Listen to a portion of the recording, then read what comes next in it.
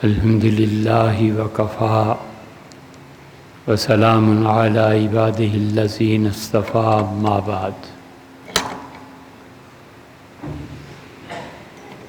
اللہ تعالیٰ کے دو راستے ہیں اور دونوں راستوں پہ اللہ تعالیٰ کا چال چلن وہ ٹھیک، عدل اور رحمت پر مبنی ہے۔ اللہ کا ایک راستہ عام ہے اور اللہ تعالیٰ کا دوسرا راستہ خاص ہے۔ اللہ کا جو عام راستہ ہے وہ اس نے سب لوگوں کو بتایا ہے اور نبوت کے ذریعے سے اس عام راستے کی طرف رہنمائی فرمائی ہے، اور اللہ کا ایک خاص راستہ ہے اور اس راستے کو بجز باری تعالیٰ کے کوئی نہیں جانتا۔ اسی لیے اللہ کہتا ہے کہ سنت اللہ کی ایک راہ ہے، وَلَن تَجِدَ لِسُنَّتِ اللَّهِ تَبْدِيلًا، اور تم اللہ کی اس راہ کو بدلتا ہوا نہیں پاؤ گے۔ ایک جگہ فرماتے ہیں کہ وَلَن تَجِدَ لِسُنَّتِ اللَّهِ تَحْوِيلًا، اور لوگوں تم اللہ کی عادت کو بدلتا ہوا نہیں پاؤ گے۔ اس لیے اللہ تعالیٰ نے حضرت ہود علیہ السلام کی بابت ان کی زبان سے ہمیں یہ سمجھایا کہ انہوں نے فرمایا ان ربی علی صراط مستقیم۔ قرآن کریم میں سورہ ہود جو ہے 12ویں پارے کے آغاز میں، اس میں اللہ تعالیٰ کا تعارف انبیاء علیہ السلام نے جو کرایا ہے، اتنا تعارف کسی ایک صورت میں جمع ہو گیا ہو یہ نہیں ہے۔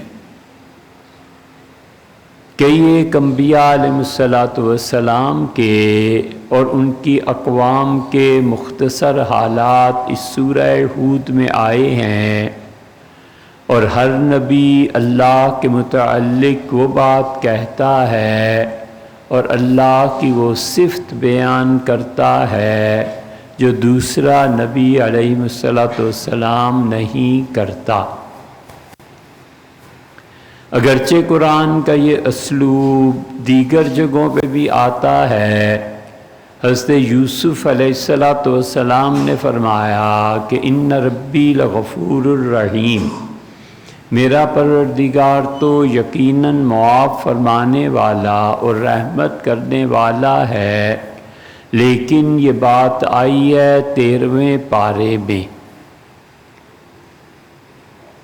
اور اسی طرح حضرت سلیمان علیہ السلام کے متعلق آتا ہے کہ انہوں نے کہا کہ ان ربی غنی کریم، میرا پروردگار اس ساری کائنات سے بے نیاز ہے اور وہ بہت عزت والا ہے۔ یہ کائنات میں ایک بات سمجھنی چاہیے، اور اگر وہ ذہن میں رہے تو اللہ تعالیٰ کی وسعت قدرت اور علم دونوں پہ ذرا سی مدد ملتی ہے سمجھنے میں۔ یہ ایک کائنات ہے، اس کی ایک کہکشاں ہے، اس میں لاکھوں ستارے ہیں، اور ان لاکھوں میں سے ایک زمین ہے جہاں پر انسانی زندگی پائی جاتی ہے، اور بس۔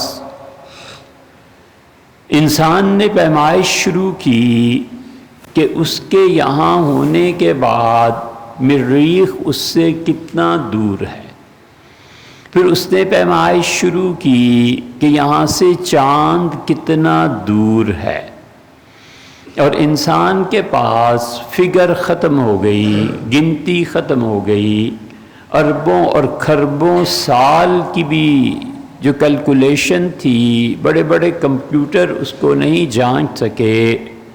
تو انسان نے جدید بدلتے ہوئے حالات میں نوری سال لائٹ ایئر کا تصور پیش کیا، جسے سائنس نے قبول کیا، اور انہوں نے کہا لائٹ کی رفتار دیکھی جائے، اور پھر اس نتیجے پہ پہنچے کہ 1,86,000 میل ایک سیکنڈ میں لائٹ سفر طے کرتی ہے. اور صبح صادق جب ہوتی ہے تو 8 یا 9 سیکنڈز انہیں لگتے ہیں اس نور کو، اس لائٹ کو زمین تک پہنچتے ہوئے. تو سورج کا اور زمین کا جو درمیانی فاصلہ ہے وہ لاکھوں اور کروڑوں اور بہت زیادہ نوری لائٹ ایئرز پر مبنی ہے. تو لائٹ ایئرز میں اب جو سائنس نے ترقی کی تو انہوں نے کہا اتنے 1000 سال لائٹ ایئرز چاہیے اگر اس دنیا کی بعض چیزوں کو دیکھنا ہے. اللہ تعالیٰ فرماتے ہیں وَمِنَ الْأَرْضِ مِثْلُهُنَّ، اور ہم نے جس طرح آسمان 7 بنائے ہیں زمینیں بھی ایسی ہی ہیں. اور حضرت رسالت مآب صلی اللہ علیہ وسلم نے فرمایا کہ اس کائنات میں جس طرح تمہاری ایک زمین ہے اس طرح کی 7 زمینیں ہیں. اور ان زمینوں میں فرمایا جس طرح تمہارے ہاں آدم علیہ السلام آئے تھے ان سیاروں میں بھی نبوت کا سلسلہ جاری ہوا. البتہ ان لوگوں کے لیے اور تمہارے لیے میں اللہ کا آخری رسول ہوں. اب تک دنیا تمام تر سائنسی ترقی کے باوجود کائنات میں دوسری کوئی چیز دریافت نہیں کر سکی. اس حدیث کو حضرات نے مانا ہے، اور حضرت مولانا قاسم نانوتوی رحمۃ اللہ علیہ نے اس حدیث پر پورا ایک رسالہ لکھا ہے. اور مولانا احمد رضا خان صاحب نے اس اثر کا انکار کیا اور وہ کہتے ہیں ایسی کوئی روایت نہیں ہے. اور دونوں کے ہاں بعد میں آنے والوں نے اسے دیوبندی اور بریلوی مسئلے کی نظر کر دیا. حالانکہ بات سیدھی سی ہے کہ اگر اسے مان لیا جائے تو پھر سائنس کی ترقی اور اس کے اثرات اور یہ چیزیں، اور نہ مانا جائے تو پھر نہیں مانیں گے تو اس پر فرق اور اثر پڑے گا. اس میں خام خواہ کی لڑائیاں اور جھگڑے ہیں. ایک حدیث حضور صلی اللہ علیہ وسلم نے بیان فرما دی. اب یہ لائٹ ایئرز جتنے بھی ہوں اور سائنس جتنی بھی ترقی کر جائے، عین ممکن ہے کہ کبھی دوسری کائنات کی طرف سے پیغام انسانوں کو موصول ہو یا موصول ہو چکا ہے. اسی لیے اب جو امریکن پریزیڈنٹ ہیں اور ان سے پہلے جو تھے کلنٹن تھے یا باراک اوباما تھے، انہوں نے بھی یہی کہا کہ امریکہ میں جہاں جہاں اس کائنات میں پیغامات آئے ہیں اس کو عام کر دینا چاہیے تاکہ دیگر اقوام بھی اس کائنات کی جو پراسرار علاقے اور جو پراسرار مخلوق ہے اس پہ پردہ اٹھایا جا سکے. اس لیے اس کائنات میں کیا کچھ ہو رہا ہے ہم اپنی زمین کے متعلق بھی اتنا نہیں جانتے. کچھ چاہیے کہ دیگر زمینوں کی بات کی جائے اور ان کے حقائق تک رسائی ہو. حضرت رسالت بنا صلی اللہ علیہ وسلم نے خبر دی ہے کبھی تو یہ سچ ثابت ہو جائے گی اور خارج کی دنیا جو عقل انسانی ہے وہ اس نقل کی تصدیق کرے گی. ہر نبی نے اللہ تعالیٰ کے اوصاف الگ الگ بیان کیے ہیں. ان ربی لغفور الرحیم، ان ربی غنی کریم. سورہ ہود میں اللہ تعالیٰ نے انبیاء علیہ السلام کی اس تعریف اور صفت کو بیان کیا ہے، اور وہ یہاں پہنچ کے بہت سے انبیاء علیہ السلام ہر ایک کا پیغام دیا ہے. اس میں آتا ہے کہ حضرت ہود علیہ السلام نے فرمایا ان ربی علی صراط مستقیم، میرا پروردگار ہمیشہ صراط مستقیم پہ ہے. ہم ہر نماز میں دعا مانگتے ہیں اور ہم کہتے ہیں کہ اہدنا الصراط المستقیم. اللہ خود اپنے بارے میں کہتا ہے کہ خدا صحیح راہ پر قائم ہے. خدا کی راہ عدل پر مبنی ہے اور خدا کی راہ اس کی رحمت پر مبنی ہے. ایک نبی علیہ السلام ہمیں اسی صورت میں بتاتے ہیں کہ ان ربی رحیم ودود، میرا پروردگار بہت زیادہ مہربانی فرمانے والا ہے اور محبت کا محور اور مرکز ہے. اللہ نے اپنی محبت سے انسانوں کو محبت دی ہے. اللہ نے اپنی طاقت میں سے انسانوں کو ہمت دی ہے، اور اللہ تعالیٰ نے اس محبت اور ہمت کے ساتھ ساتھ انسان کو طاقت سے بھی نوازا ہے. جس آدمی میں ہمت نہیں ہوا کرتی اور جس آدمی میں محبت نہیں ہوا کرتی، اس کے لیے بہتر جگہ زمین کے اندر دفن ہونا ہے. اوپر رہنے کا اسے کوئی حق حاصل نہیں ہے. اسی لیے اللہ کہتا ہے کہ ایک نبی علیہ السلام نے اپنی قوم کو سمجھایا اور انہوں نے کہا ان ربی رحیم ودود، میرا رب رحمت کرنے والا بھی ہے اور محبت کا بھی مرکز، محور، اور محبتیں اس کی عام ہیں. اتنی محبت ہے، اس قدر محبت ہے کہ ابن عربی نے فتوحات میں یہ حدیث نقل کی ہے اور یہ طبرانی میں بھی آئی ہے کہ حضرت داؤد علیہ السلام نے ارادہ کیا، وہ پہلے شخص تھے یہودیوں میں جن میں نبوت اور بادشاہت جمع ہو گئی تھی. اور اسرائیلیوں کو، یہودیوں کو اس سے پہلے ان کے کرتوتوں کی وجہ سے اللہ نے بہت جگہوں سے محروم فرما دیا تھا.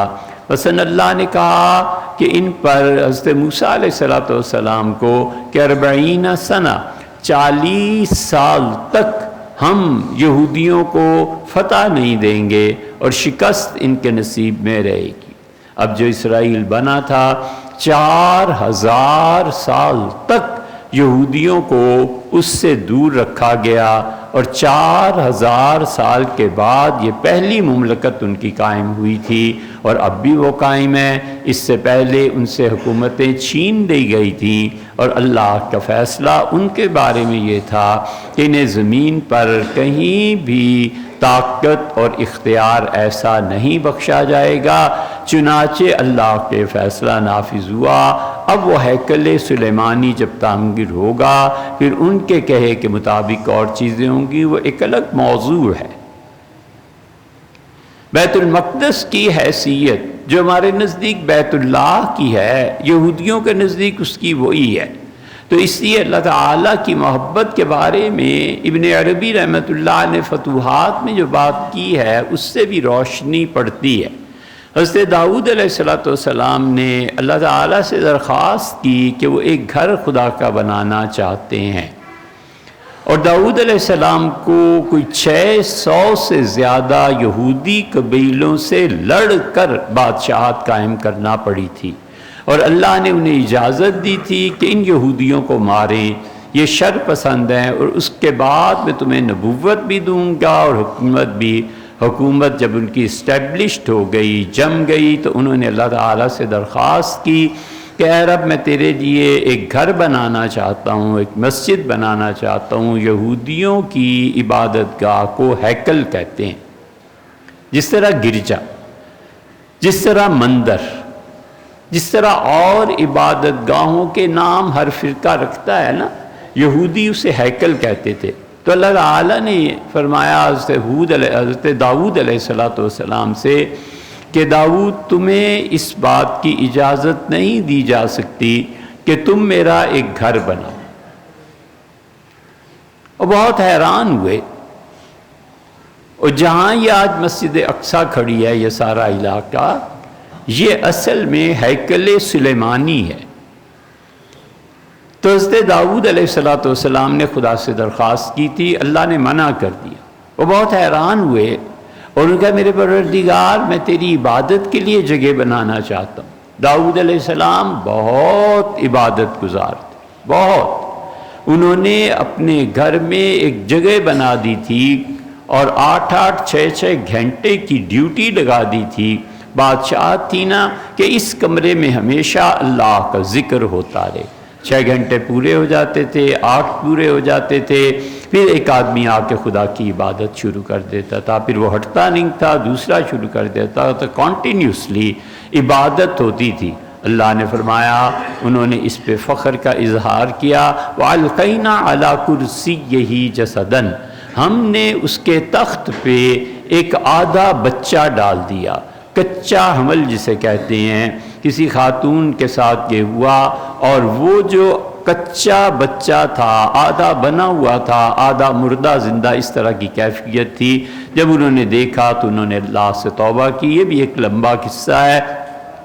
خیر، حضرت داؤد علیہ السلام بہت عبادت، اللہ نے بتایا ہے، اللہ تعالیٰ نے کہا کہ بالغدو والآصال، صبح شام اس کے ساتھ جو پرندے ہوتے تھے اور پہاڑ گونج اٹھتے تھے، پہاڑ حضرت داؤد علیہ السلام کی آواز میں آواز ملا کر زبور پڑھا کرتے تھے وغیرہ وغیرہ۔ تو حیران ہوئے، انہوں نے کہا اے رب مجھے اجازت نہیں مل رہی، یہ کیا وجہ؟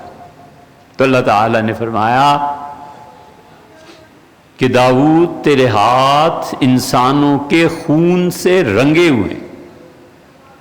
وہ اور بھی حیران ہوئے، ان کا اے رب میں نے جتنا دنیا میں خون بہایا ہے اور جتنے یہودیوں کو قتل کیا ہے، جتنے قبائل پر تلوار چلائی ہے، یہ سب تیرے ہی حکم سے تو تھی۔ میں نے اپنی خواہش سے تو کبھی ایک آدمی کو بھی قتل نہیں کیا، ایک بچے کو، ایک عورت کو بھی نہیں مارا۔ تو اللہ تعالیٰ نے یہ فکرہ سمجھنے کا ہے، حضرت داؤد علیہ السلام سے کہا کہ داؤد یہ ٹھیک ہے کہ تم نے میرے حکم سے ہی ان سب کو مارا تھا، لیکن تھے تو وہ بھی میرے ہی بندے۔ اللہ کو انسان سے اتنی محبت کہ فرمایا اگرچہ میرے ہی حکم پہ یہ سب کچھ ہوا تھا، لیکن تھے تو وہ بھی میرے ہی بندے۔ اسی لیے ابن عربی ایک جگہ لکھتے ہیں کہ سیدنا موسیٰ علیہ السلام میں اللہ تعالیٰ نے جو غیر معمولی انسانی صفات رکھی تھی، اس کی ایک وجہ یہ بھی تھی کہ ان کے زمانے میں فرعون نے 4-5 ہزار بچوں کو قتل کر دیا تھا۔ اللہ نے ان تمام بچوں کی صلاحیتیں حضرت موسیٰ علیہ السلام میں جمع فرما دی تھی۔ ان صلاحیتوں کو انسانوں کی خدا نے ضائع نہیں کیا۔ داؤد علیہ السلام بولے اور چپ ہو گئے تھے، پھر انہوں نے کہا اے رب میرے بیٹے کو توفیق دیں کہ وہ آپ کے لیے ایک ہیکل تعمیر کرے۔ اللہ نے کہا ہاں تمہارے بیٹے کو توفیق دیں گے۔ سلیمان علیہ السلام نے پھر وہ ہیکل سلیمانی تعمیر کیا جو اب بھی نیچے دفن ہے، اور اسرائیل والے اسے آہستہ آہستہ نکالنے کی کوشش میں مصروف۔ اس سورہ ہود میں اللہ تعالیٰ کے انبیاء علیہ السلام انہوں نے خدا کی بہت سی صفات بیان کی۔ ایک نبی علیہ السلام نے کہا ان ربی قریب مجیب، میرا پروردگار انسانوں کے بہت قریب ہے۔ کتنا قریب ہے؟ خدا نے دوسری جگہ خود بیان کیا کہ حبل الورید، یہ جو تمہاری رگے جاں ہے اس سے زیادہ میں تمہارے قریب۔ وَإِذَا سَأَلَكَ عِبَادِي عَنِّي، اے نبی صلی اللہ علیہ وسلم میرے بندے جب آپ کے پاس آئیں اور آپ سے پوچھیں کہ رب کہاں ہے، اقریب فنناجی، اللہ ہمارے قریب ہے، ہم سرگوشیوں میں دعائیں مانگے اس سے بات کریں۔ ام بعید فننادی، اگر وہ دور ہے تو ہم زور زور سے چیخ چیخ کے اسے پکاریں تک کہ ہماری آواز اس تک پہنچے۔ اللہ نے فرمایا اذا سألک عبادی انی، میرے بندے جب آپ سے آ کے سوال کریں، اب چینل دیکھو خدا نے کیسے توڑا ہے. صحابہ رضی اللہ عنہ نبی صلی اللہ علیہ وسلم سے کہہ رہے ہیں، سوال پوچھ رہے ہیں، اور اللہ سے حضور صلی اللہ علیہ وسلم دریافت کر رہے ہیں کہ اس سوال کا کیا جواب ہے. اب ہونا تو یہ چاہیے تھا کہ چینل گھومتا، اللہ نبی صلی اللہ علیہ وسلم کو بتاتے، پھر صحابہ رضی اللہ عنہ تک خبر پہنچتی. اللہ کو انسانوں کے ساتھ ایسا تعلق ہے کہ انہوں نے پوچھا نبی علیہ السلام سے، انہوں نے اللہ سے، اللہ نے ڈائریکٹ بات کی صحابہ رضی اللہ عنہ سے، اور اللہ نے فرمایا اذا سألک عبادی انی، میرے بندے جب آپ سے پوچھتے ہیں کہ میں کہاں ہوں، فإنی قریب، میرے بندوں میں تمہارے بہت قریب ہوں، اجیب دعوت الداعی اذا دعان، جب تم پکارتے ہو نا مجھے، میں تمہاری پکار کو سنتا ہوں، تمہاری دعاؤں کو قبول کرتا ہوں. وہاں سورہ ہود میں ہے ان ربی قریب مجیب. صالح علیہ السلام نے کہا کہ میرا پروردگار بہت قریب، مجیب، اپنے بندوں کی سنتا ہے. یہ ساری چیزیں وہاں یہ ملے گا کہ میرا پروردگار صحیح راہ پر ہے. اللہ کا صحیح راہ پر ہونا دو طرح سے ہے. اللہ کا ایک راستہ ہے، اس کی سنت ہے، اس کا طریقہ ہے، اور اس نے بیان کر دیا، اس نے بتا دیا ہے کہ یہ ضروری ہے کہ بارش کے برسنے کے لیے بادل ہوں گے اور ان میں ٹکراؤ ہوگا اور اس کے بعد بارش دی جائے گی. اللہ تعالیٰ نے بتا دیا ہے کہ میری ساری کائنات انسانوں کے لیے ہے، تم جو چاہو خرید لو، میری دنیا میں سے جو چاہو تم لے لو، لیکن میرے ہاں جو سکہ چلتا ہے نا وہ محنت ہے.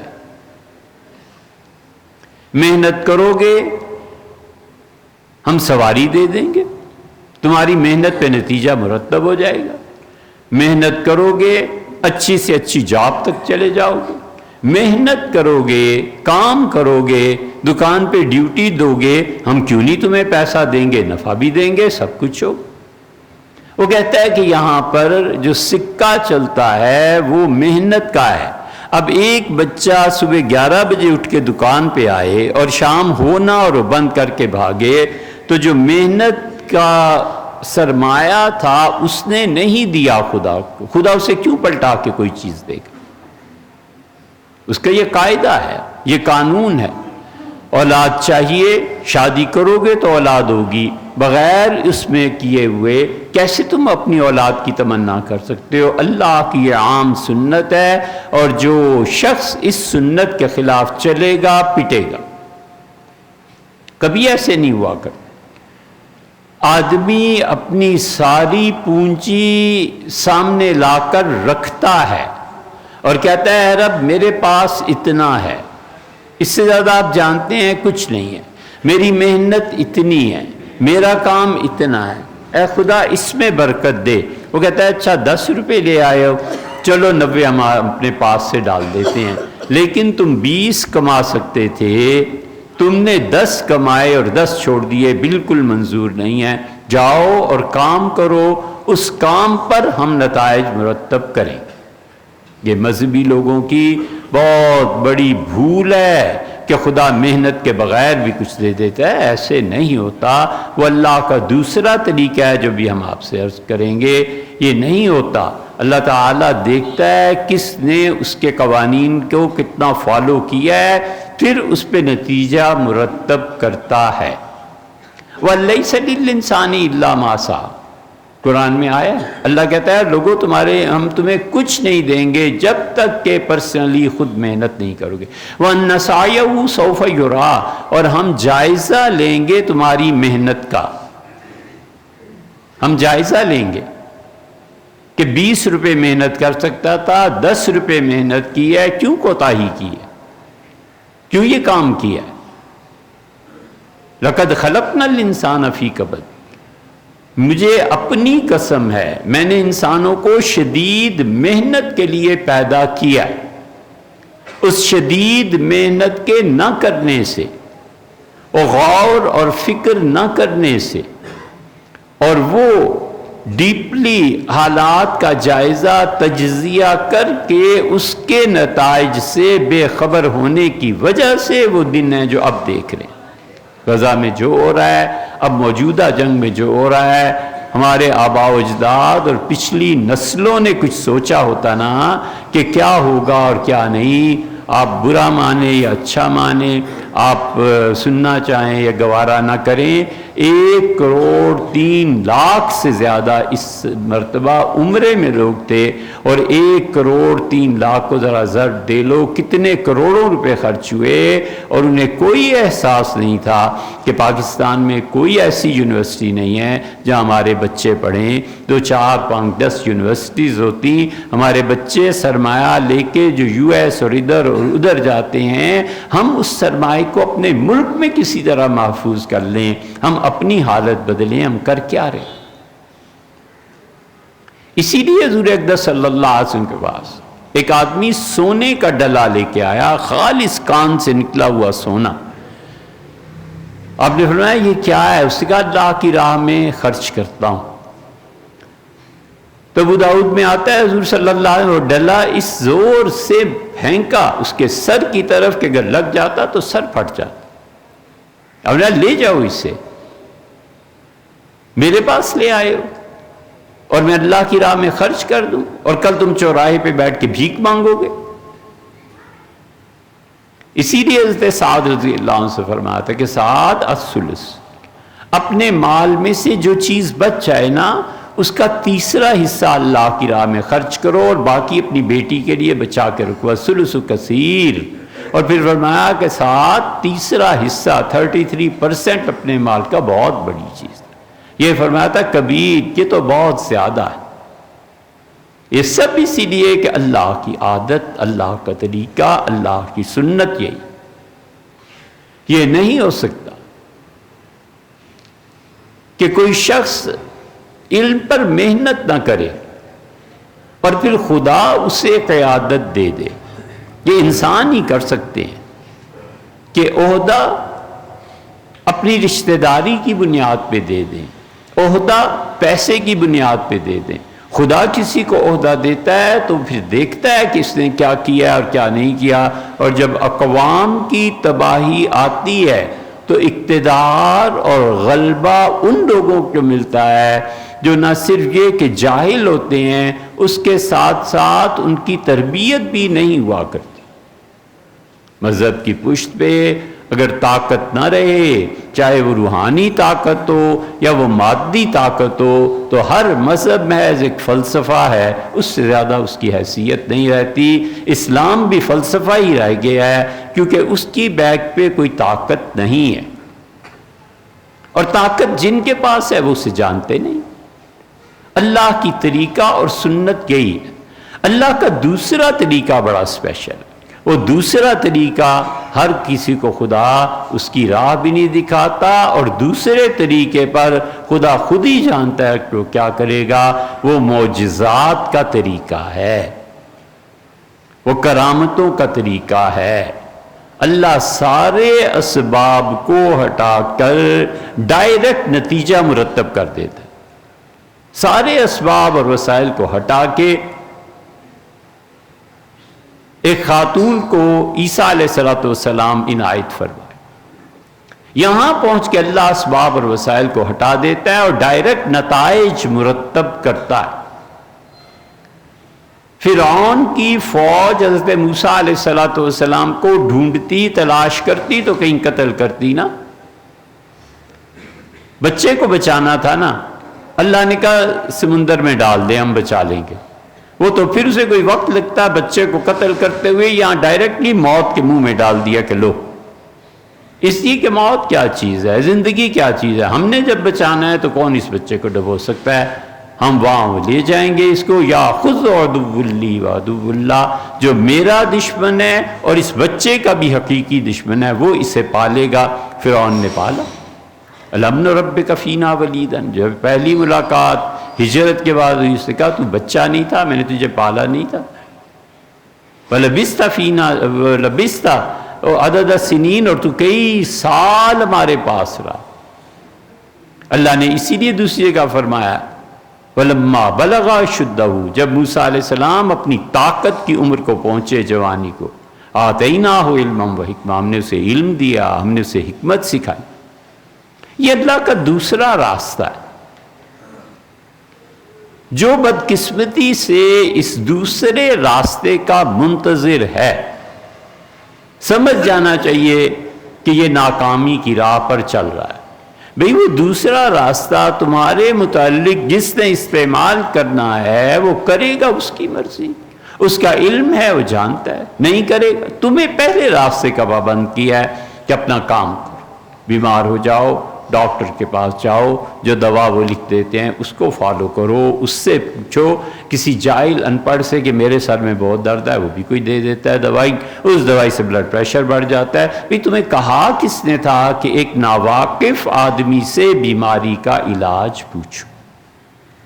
اللہ نے منع کیا، اس نے کہا اس کے پاس جاؤ، فَاسْأَلُوا أَهْلَ الذِّكْرِ إِن كُنتُمْ لَا تَعْلَمُونَ۔ جب کسی معاملے میں بھی تمہیں کوئی چیز نہ سجھائی دے، اس سے جا کے دریافت کرو جو اپنے فیلڈ کا ایکسپرٹ ہے۔ یہ آسان سا قانون ہے، اب اس کو فالو نہ کرے اور کہ اللہ ڈائریکٹ کچھ نہیں ہوتا ہے تو وہ جانتا ہے، وہ کرامت ہوتی ہے، وہ معجزہ ہوتا ہے، اور ہم سب کسی کرامت کے منتظر ہیں جو ہونی نہیں اور اللہ نے کرنا بھی نہیں۔ وہ کہتا ہے پہلا جو قانون میں نے دیا ہے اس کو فالو کرو تاکہ تمہاری مدد کی جائے۔